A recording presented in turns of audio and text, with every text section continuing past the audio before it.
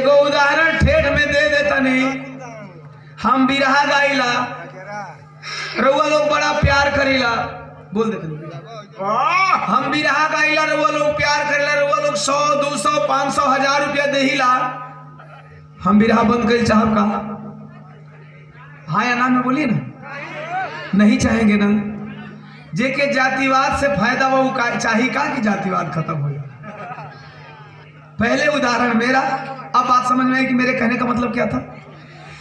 एक तरफ जातिवाद के पोषक लोग बैठे हैं,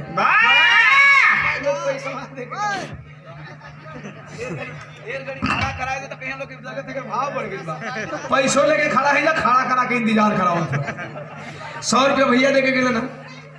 हालांकि बतिया भुला जाला, बात कोनो लिखल थोड़ी बा, जौने वाला साहब तो उन्हें बुलाला आप लोग का आशीर्वाद से।